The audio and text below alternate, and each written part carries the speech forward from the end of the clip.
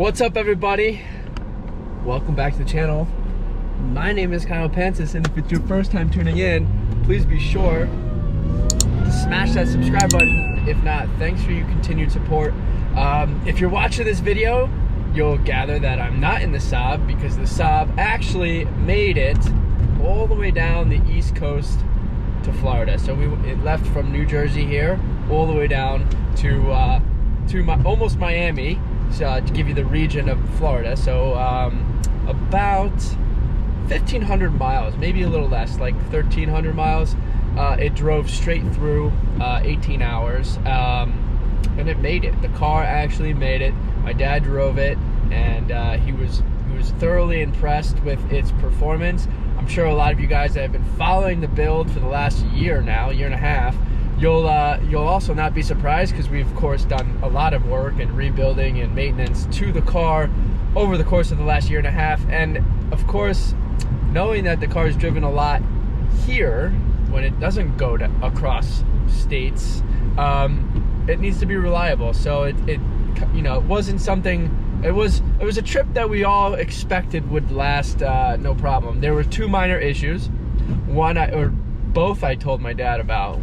Both are common issues, and I figured both would be an issue.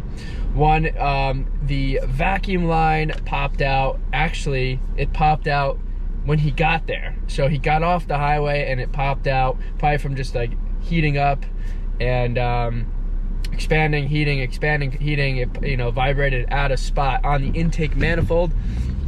But it's something very easy to fix, and of course, when that happens, the car stalls out and so on and so forth. But besides for that, the other little slight scenario, which I told my dad about, was that the coolant was probably going to drop a little bit, because I'm not going to say where it's leaking from, because I don't want to jinx it, but there's a slight chance that something needs to be replaced when the car returns. But it's, at the moment, knock on wood, not an issue. 1,500 miles the car drove when the last time I serviced anything on the cooling system, and the last time I topped it off, and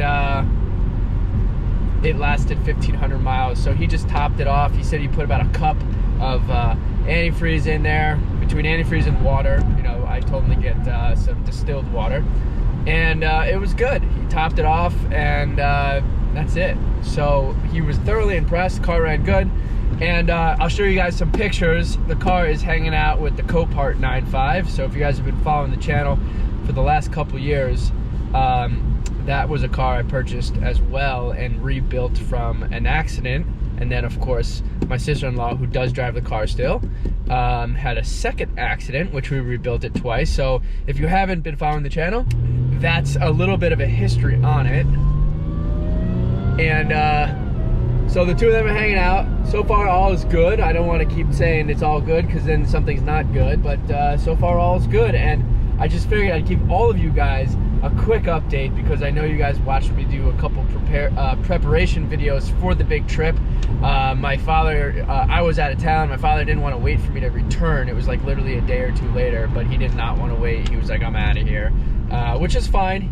He did it himself. He woke up at 3 in the morning and drove down. It was pretty awesome. I laughed my ass off when he told me that. I think ideally that's the best way to take a road trip on that kind of a length, because by the time he got to the hotel to take the evening break, instead of it being like 8 or 10 o'clock, it was like 4 or 5 in the afternoon, evening. So at least it allowed him to like decompress and chill, because it's a lot of driving, especially when you're like going on 70 and you're by yourself. But the man kicked ass, which was awesome. So anyways, there's a quick video for you guys. I figured I'd share the news. I'm going to be going down there to actually take the journey back, to do a couple things down there. But I figured I'd spend some time with my dad in the car. It's always nice to have two people on a long drive like that. And so yeah, guys, I'm sure I'll be filming some of that. Why not? And from now, I'm kind of out of content. I'm driving the Jaguar. I think I need to do a service maintenance on this, so maybe we'll have a video coming up again on this. This thing's been really good, besides for the water pump. Check out that video. I did do the water pump on this.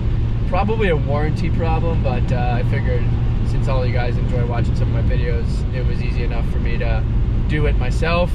And as you know, I like to do it myself on this channel. So so stay tuned for more, guys. I hope you enjoyed. Please like, share, and subscribe. Comment below. And if you haven't followed me yet, follow me at Kyle Pancis on Instagram. And if you guys watch how I drive my car, you'll wonder why I already broke a water pump.